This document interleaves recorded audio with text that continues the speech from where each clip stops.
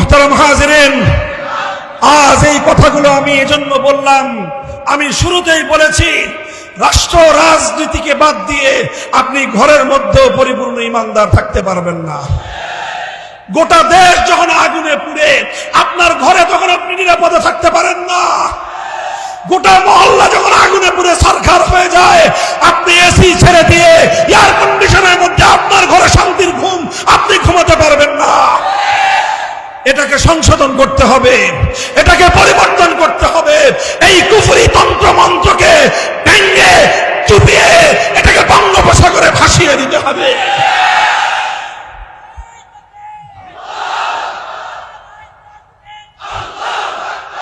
এখন একটা সময় এসেছে, দিকে দিকে শুনিয়া হাকিছে আজান, নয়া জামানার নয় বেলাল। দিকে দিকে পুনঃ হাকিছে আজান, নয়া জামানার নয় বেলাল। ওরে বেখবর জেগে উঠ, ফির নতুন করে আবার তুমি জেগে ওঠো। ওই তাকায় দেখো, শাম বিজয় হয়ে গিয়েছে, সিরিয়ায় আল্লাহর কোরআনের সংবিধান কায়েম হয়ে যাচ্ছে, আলেপ্পো এবং হালাব বিজয় হয়েছে, মুসলমানদের বিজয়ের কেতন উঠছে। ইনশাআল্লাহ এই বিজয়ের ধারা থামবে না। শেখ হাসিনা পালিয়েছে, বাশার আল আসাদ পালিয়েছে, ঘনি পালিয়েছে, সমস্ত কাফেরদের দালালরা মুসলমানদের ক্ষমতার মসনদগুলো ছেড়ে দিতে বাধ্য হবে।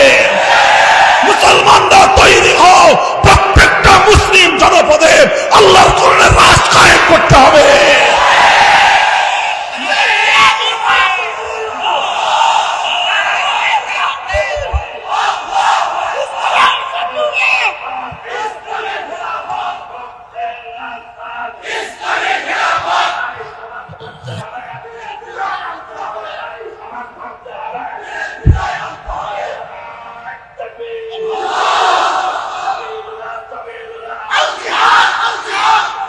মোহতারাম হাজিরিন, আজ এই কথাগুলো আমি এজন্য বললাম, আমি শুরুতেই বলেছি রাষ্ট্র রাজনীতিকে বাদ দিয়ে আপনি ঘরের মধ্যেও পরিপূর্ণ ইমানদার থাকতে পারবেন না।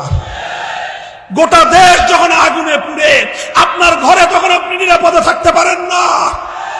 গোটা মহল্লা যখন আগুনে পুড়ে ছারখার হয়ে যায়, আপনি এসি ছেড়ে দিয়ে এয়ার কন্ডিশনের মধ্যে আপনার ঘরে শান্তির ঘুম আপনি ঘুমাতে পারবেন না। এটাকে সংশোধন করতে হবে, এটাকে পরিবর্তন করতে হবে।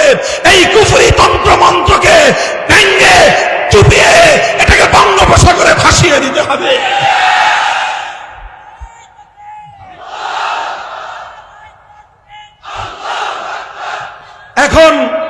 এখন গোটা বাংলাদেশে দুটো জিনিস গোটা জাতির কাছে খুব ইম্পর্টেন্ট। একটা হলো পার্শ্ববর্তী ভারত গোটা বাংলাদেশের উপর একটা ঘৃণ্য আগ্রাসন শুরু করেছে। গোটা বাংলাদেশের উপর তারা তাদের জুলুম এবং নির্যাতন 15 বছর চালানোর পর এখন তারা সমস্ত সীমা লঙ্ঘন করে বাংলাদেশকে তারা তাদের গোলামে পরিণত করবার চেষ্টা করছে। আমরা বহু আগে থেকেই বলছিলাম যে এটা তুমি পরিবর্তন করো। তখন আমার দেশের অনেক মানুষ হুজুরদের কথা ভাল লাগতো না, বলতো হুজুররা বেশি কথা বলে। এখন ওনাদের কানে পানি ঢুকছে। এই গত 3 দিন আগে প্রধান উপদেষ্টা মহোদয় বাংলাদেশের সমস্ত রাজনৈতিক দলগুলোকে ডেকে বলেছে এখন আমাদেরকে ঐক্যবদ্ধভাবে পার্শ্ববর্তী রাষ্ট্রের এই আগ্রাসন রুখে দাঁড়াতে হবে। আমরা সেখানে কথা বলেছি, জাতিকে সতর্ক করি, একটা কথা বলি, আপনার যদি একটা বিষ বৃক্ষ থাকে আর সেই বিষ বৃক্ষর ছায়া যদি আপনাকে অভিশাপ দিতে থাকে, সেই বিষ বৃক্ষের ছায়া থেকে বাঁচতে হলে, সেই বিষ বৃক্ষের বিষ থেকে বাঁচতে হলে আপনি তার গোড়ায় পানি ঢালবেন আর উপর দিয়ে কয়েকটা ডাল ছাড়বেন। এভাবে বিষ বৃক্ষ কোনোদিন উপড়ানো সম্ভব নয়। আপনি নিচে দিয়ে পানি ঢালবেন, উপর দিয়ে ডাল ছাড়বেন, এই গাছ তো আলো ফেলে ফুপে বড় হবে। আরো কি করতে হবে? শেকড় সদ্য উপরে ফেলেন। ভারতীয় আধিপত্যবাদ বাংলাদেশে প্রতিষ্ঠিত হয়েছে 1972 সালের সংবিধানের ভারতের গোলামীর দাসখত ধর্মনিরপেক্ষতার মাধ্যমে। এই জন্য ভারতের আধিপত্য থেকে বাংলাদেশকে মুক্ত করতে হলে আমাদেরকে আবার সে আমাদের পূর্বপুরুষদের ব্রিটিশ আমলের হাজী শরীয়তুল্লাহর সেই চেতনাকে ধারণ করতে হবে। আপনাদের এই মোহন মিয়াদের চেতনাকে ধারণ করতে হবে। পরিষ্কার আমাদেরকে বলতে হবে, ধর্মনিরপেক্ষতা নামক কুফরি মতবাদ শাহজালালের বাংলার মাটিতে চলতে পারে না, চলতে দেওয়া হবে না। এই সংবিধান থেকে এই ধর্মনিরপেক্ষতা বাদ দেন, ভারতীয় আধিপত্যবাদের শেকড় কেটে যাবে। আর কোনদিন ওরা বাংলাদেশের দিকে চোখ তুলে তাকাতে পারবে না ইনশাআল্লাহ। কাজেই সংবিধান সংস্কার লাগবে। দ্বিতীয় কথা, এখন বাংলাদেশে সংবিধান সংস্কার এই আওয়াজ, এই রব চারিদিকে। কথা বলেন ঠিক না বেঠিক? এই জায়গায় আমাদের ছোট্ট একটা কথা, আমরা সংবিধান সংস্কার করার জন্য 10টা 15 20টা প্রস্তাব আমি দেই না, আমি ছোট্ট একটা প্রস্তাব দেই। সেই প্রস্তাব হলো সংবিধানে একটা ধারা সংযুক্ত করতে হবে। সেটা হলো, ভাষাটা যাই হোক, মর্মটা এই হতে হবে যে মুসলমানদের এই বাংলার দেশে, মুসলমানদের এই মাটিতে ইসলামী শরীয়ত বিরোধী, আল্লাহর আইন বিরোধী, কোরআন সুন্নাহ বিরোধী কোন আইন, কোন নীতিমালা, কোন বিধান চলতে পারে না, চলতে পারে না। এই একটা বিষয় যদি আমরা অন্তর্ভুক্ত করতে পারি, ইনশাআল্লাহ, যদি কোরআন সুন্নাহ বিরোধী যে কোনো আইন এবং নীতি এটা সাংবিধানিকভাবে বাতিল হওয়ার ব্যবস্থা হয়, চাই সেটা জাতিসংঘের পক্ষ থেকে কোনো নীতিমালা হোক, চাই সেটা অন্য কোন আন্তর্জাতিক ফোরাম থেকে আসুক, সংবিধান যখন বলে দিবে ইসলামী শরিয়া বিরোধী কোন আইন চলতে পারে না, তখন কোরআন সুন্নাহ বিরোধী সকল আইন অকার্যকর হয়ে যাবে। বলবেন, হুজুর এত বড় দাবি কেন করতেছেন? করতেছি এই জন্য যে 5ই আগস্টের বিপ্লবের কারণে। কেউ প্রশ্ন করতে পারেন, 5ই আগস্টের বিপ্লব কি ইসলামী বিপ্লব? আমি বলবো যে না, 5ই আগস্টের বিপ্লব এটা ইসলামের বিপ্লব নয়, তবে ইসলামী বিপ্লবের এটা সুবহে সাদিক। সকালবেলায় সূর্য ওঠার ঘন্টাখানেক আগে পূর্ব আকাশ সাদা হয়ে যায়, এটাকে বলা হয় সুবহে সাদিক। সুবহে সাদিক দুনিয়ার মানুষকে একটা আগমনী বার্তা দেয়, হে দুনিয়ার মানুষ, ঘুম থেকে জেগে উঠো, ঘন্টাখানেক পরে সূর্যের উদয় হবে। 5ই আগস্টের বিপ্লব, এই বিপ্লবের সবচেয়ে বড় সিম্বল, সবচেয়ে বড় প্রতীক কি ছিল? 5ই আগস্ট যখন বিপ্লব হলো দুপুর বেলায়, চূড়ান্ত বিপ্লব যখন ঘটলো দুপুর বেলা থেকে নিয়ে 1 ঘন্টার বাংলাদেশ আপনারা তাকায় দেখেন। 2024 সালের আগস্ট মাসের 5 তারিখের দুপুর 2টা থেকে 3টা, এই 1 ঘন্টার বাংলাদেশ তাকায় দেখেন। টেকনাফ থেকে তেতুলিয়া এদেশের মানুষ স্বতঃস্ফূর্ত ভাবে মুসলমানদের জাতীয় স্থাপনায় ভাস্কর্য নামক যত মূর্তি ছিল সব মূর্তি ভাসায় দিয়েছে। কারা করলো? কোন নেতা বলেছিল ভাঙতে? কোন আলেম সেদিন বলেছিল যে মূর্তি ভাঙো? কাউকে বলতে হয় নাই, কাউকে নেতৃত্ব দিতে হয় নাই। বিপ্লবীরা নিজেরা নিজেদের হাতে তাওহীদের ঝান্ডা তুলে নিয়ে শিরকের আখড়া বাংলার মাটি থেকে উৎখাত করে দিয়েছে, আযান দিয়েছে। এদেশ হবে তাওহীদের দেশ, এদেশ হবে একত্ববাদের দেশ, এদেশ হবে মসজিদের দেশ, এদেশ মূর্তির দেশ আমরা হতে দেব না।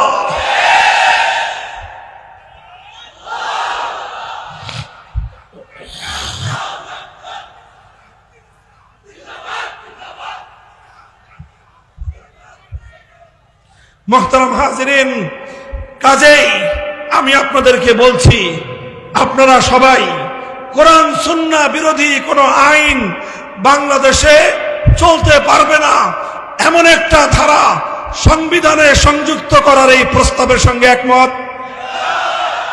আল্লাহ পাক কবুল করেন। আমরা এই কথা এখন শান্ত গলায় বলছি, স্বাভাবিকভাবে বলছি। আমাদের কর্ণধাররা যদি এই কথাটা সহজে বুঝে নেন, ভালো হবে। আর যদি তারা এই কথাগুলো মানতে সব সময়ের মতো এবারও গড়িমসি করতে থাকেন, প্রশ্ন করতে পারেন কি করবেন, তাহলে আমাদের স্পষ্ট ঘোষণা, এক ফ্যাসিবাদ থেকে দেশকে মুক্ত করবার জন্য আবু সাঈদরা যেভাবে জালিমের বুলেটের সামনে বুক পেতে দিয়েছিল, আল্লাহর কোরআনের রাজ কায়েম করার জন্য 2000 নয়, 2 লক্ষ নয়, প্রয়োজনে 2 কোটি আবু সাঈদ জিহাদের ময়দানে শহীদের ঈদগাহে জীবন দেওয়ার জন্য জমায়েত হবে, জীবন দেওয়ার জন্য জমায়েত হবে।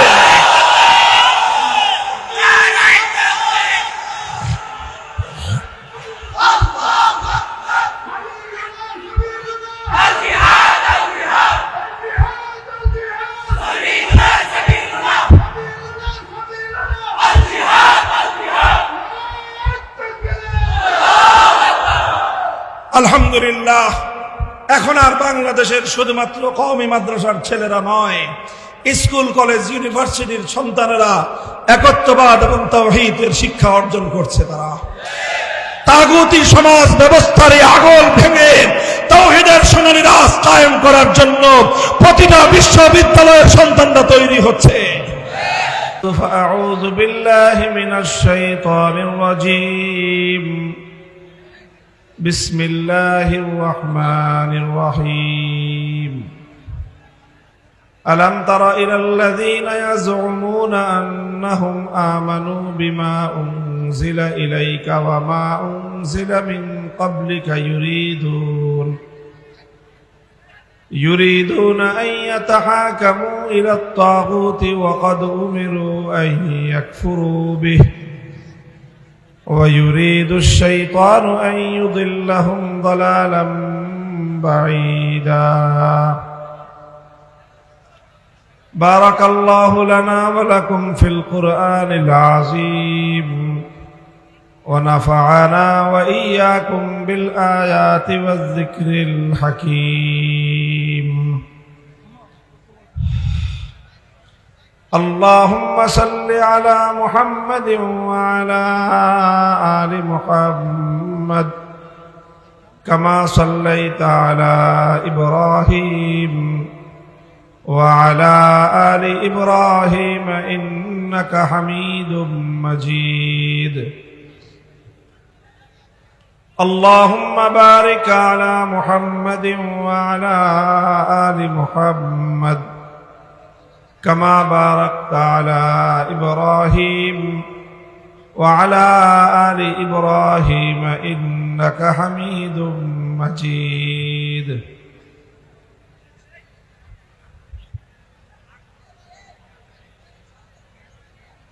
ঐতিহ্যবাহী শামসুল উলুম খাবাসপুর মাদ্রাসার আজিমুশান বার্ষিক মাহফিলে উপস্থিত সম্মানিত সভাপতি হযরত উলামায়ে কেরাম,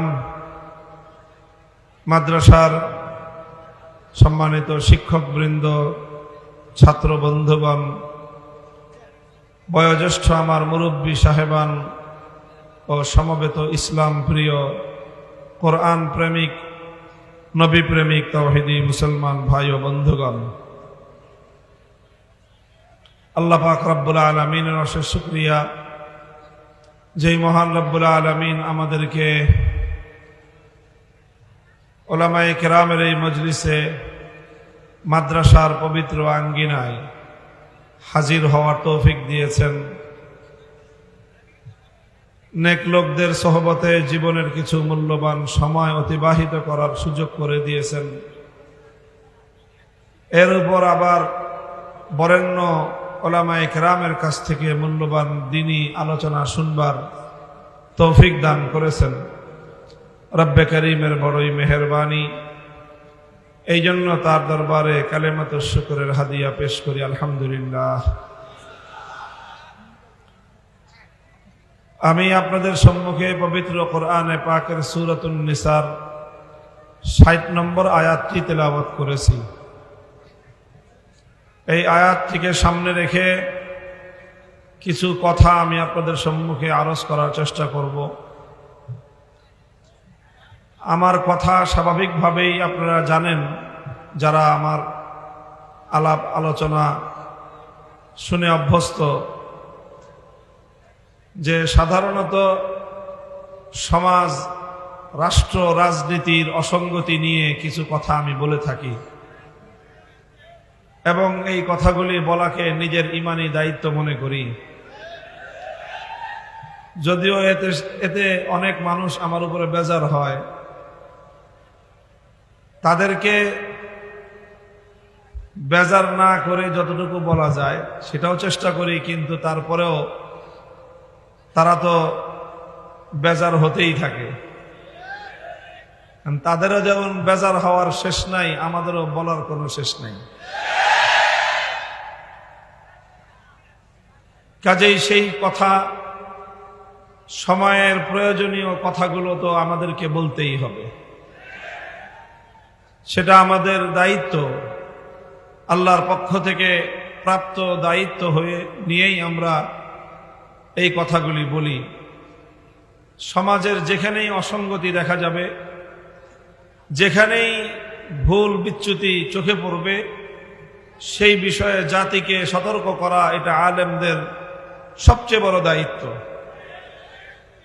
মানুষের ব্যক্তিগত আখলাক, আচার আচরণ, চরিত্রে কোনো অসঙ্গতি, কোনো ত্রুটি বিচ্যুতি ব্যাপকভাবে দেখা দিলে ওলামায়ে কেরাম সেই ব্যাপারে জাতিকে সতর্ক করবেন। মানুষের পরিবারগুলোতে যদি কোনো বড় ধরনের বিচ্যুতি লক্ষ্য করা যায়, সমাজকে সতর্ক করবেন। মানুষের ব্যবসা বাণিজ্য, অর্থনৈতিক কার্যকলাপে ইসলাম বিরোধী বিভিন্ন নিয়ম নীতি যদি লক্ষ্য করা যায়, ওলামায়ে কেরাম তাদেরকে সেই ব্যাপারে সতর্ক করবেন। রাষ্ট্র এবং রাজনীতি যারা পরিচালনা করেন, তাদের ছোট্ট একটু ভুল এটা সারা দেশের সকল মানুষকে ভুলে নিপতিত করে। কাজেই তাদের সামান্য একটু ভুল ছাড় দেওয়ার কোনো সুযোগ নাই। এই জন্য তাদের ভুলগুলি আমরা বলি, চেষ্টা করি তাদের প্রতি আন্তরিকতা রেখেই বলতে। কিন্তু সমস্যা হলো যে যারা রাষ্ট্র এবং রাজনীতির সঙ্গে জড়িত, তারা আলেমদের কাছ থেকে সবকিছু শুনতে চায়, কিন্তু রাজনীতির কোনো আলাপ শুনতে চায় না। এটা হলো এই সমাজের সবচেয়ে বড় জাহিলিয়াত। কোরআনে পাকের সূরাতুন নিসার ৬০ নম্বর আয়াত আমি তেলাওয়াত করেছি। আমার আল্লাহ পাক রব্বুল আলামিন এই আয়াতে কারিমার মধ্যে একটা বিস্ময়বোধক প্রশ্ন নিয়ে, আশ্চর্যজনক একটা প্রশ্ন নিয়ে আল্লাহ পাক এক শ্রেণীর মানুষের ব্যাপারে অভিযোগ করেছেন। আল্লাহ বলেছেন, আলাম তারা ইলাল্লাযীনা ইয়াজউমুনা আন্নাহুম আমানু বিমা উনজিলা ইলাইকা ওয়া মা উনজিলা মিন ক্বাবলিক। তোমরা একটু লক্ষ্য করে দেখো না, তোমাদের চারপাশে এমন কিছু মানুষ আছে যারা দাবি করে যে তারা ঈমানদার। কি দাবি করে? ইয়াজউমুনা আন্নাহুম আমানু, তারা দাবি করে যে তারা নাকি ঈমানদার। আল্লাহ বলতেছেন এটা আমরা না, অথচ ইউরিদুনা আইয়াতাহাকামু ইলাত তাগুত, অথচ তারা তাগুতের কাছে বিচার চায়, অথচ তারা তাগুতের সিদ্ধান্ত মানতে চায়। আল্লাহ বলেন যে তুমি নিজেকে মুমিন বলেও পরিচয় দিবা, আবার তুমি তাগুতের ফয়সালা মানবা, তাগুতের কাছে তুমি সিদ্ধান্ত চাইবা। আলো আর অন্ধকার যেমন এক জায়গায় জমায়েত হতে পারে না, আল্লাহর উপর ঈমান এবং তাগুতের উপর বিশ্বাস একত্রিত হতে পারে না। এটা পরিষ্কার কথা। قد تبين الرشد من الغي فمن يكفر بالطاغوت ويؤمن بالله فقد استمسك بالعروة الوثقى। আল্লাহ বলেন আরেক আয়াতের মধ্যে যে কোনটা সঠিক পথ, কোনটা ভুল পথ, কোনটা হেদায়েত, কোনটা গুমরাহি। قد تبين, স্পষ্ট হয়ে গিয়েছে। فمن يكفر بالطاغوت ويؤمن بالله, যে তাগুতকে অস্বীকার করবে, আল্লাহকে বিশ্বাস করবে, দুটো একসাথে। আল্লাহকে বিশ্বাস করতে হবে, তাগুতকে অস্বীকার করতে হবে। ফাকাদ ইসতামসাকা বিল উরওয়াতিল উসকা, সে নিজের মুক্তির রাস্তা সে তৈরি করে নিল। তো মুক্তির রাস্তা তৈরি করতে হলে নাজাত পেতে হলে, সফলতা লাভ করতে হলে একদিকে যেরকম আল্লাহর উপর বিশ্বাস রাখতে হবে, সঙ্গে সঙ্গে তাগুতকে অস্বীকার করতে হবে। দুটো একসাথে চলে না। রাত আর দিন এক সময়ে একত্রিত হতে পারে? বলেন, যেই সময় রাত সেই সময় দিন হতে পারে? রাত আর দিন যেমন একত্রিত হতে পারে না, আল্লাহর উপর ঈমান, তাগুতের উপর বিশ্বাস, এ দুটোও কোনোদিন একত্রিত হতে পারে না। আল্লাযীনা আমানু ইউকাতিলুনা ফী সাবিলিল্লাহ ওয়াল্লাযীনা কাফারু ইউকাতিলুনা ফী সাবিলিত তাগুত। আল্লাহ বলেছেন পরিষ্কার, যারা ঈমানদার তারা আল্লাহর পথে লড়াই করে, যারা বেঈমান তারা তাগুতের পথে লড়াই করে। এই হক এবং বাতিলের লড়াই, এটা অনিবার্য, এটা চিরন্তন। পৃথিবীর শুরু থেকেই শুরু হয়েছে এই লড়াই, কিয়ামত পর্যন্ত চলবে এই লড়াই। বাতিলরা যেরকম শয়তানের পথে লড়বে, তারা শয়তানকে ছাড়বে না, তো ঈমানদাররা কি আল্লাহর পথ ছেড়ে দিবে? আর আস্তে করে বলেন মিয়া। বেঈমানের দল যদি শয়তানের পথ ছাড়তে না পারে, তো ঈমানদাররা আল্লাহর পথ ছাড়বে কোন দুঃখে?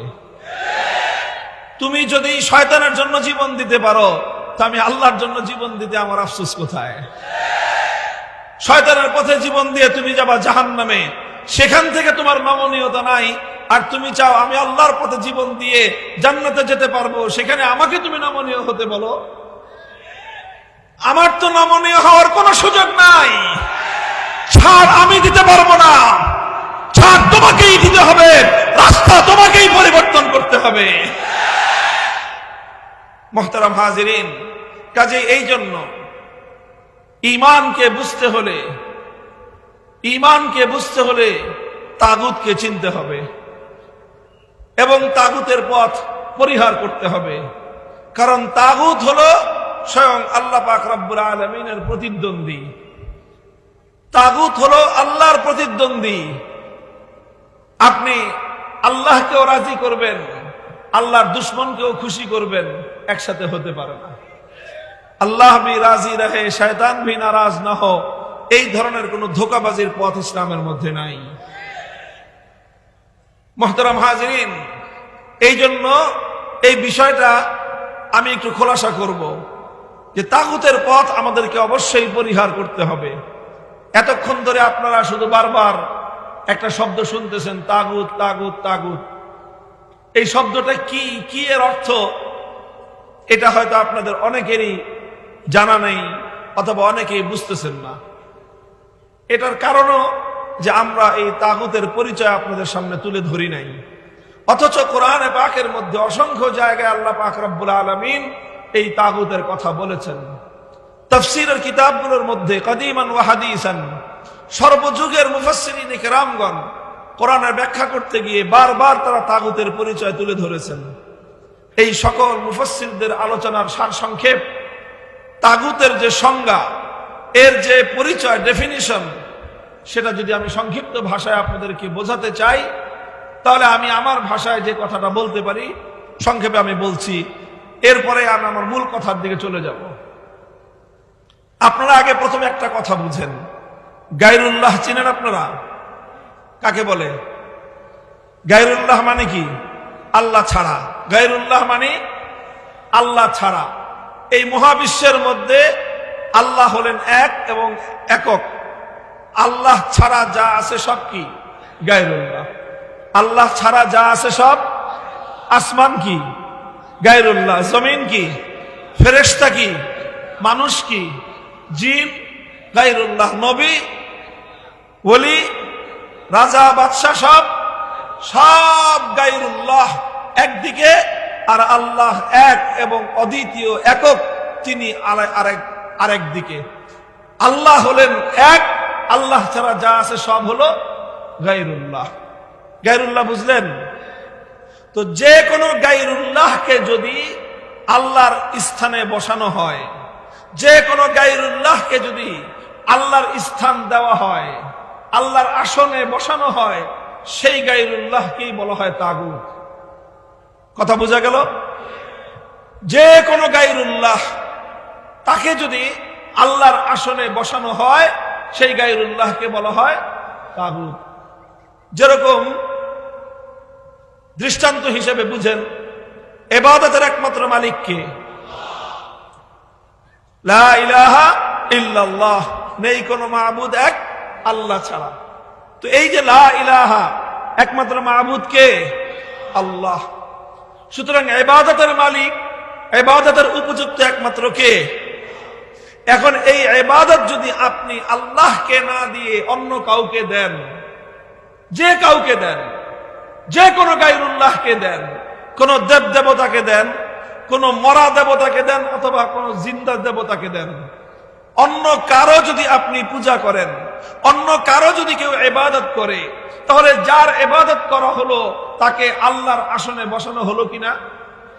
কারণ ইবাদত পাবেন একমাত্র কে?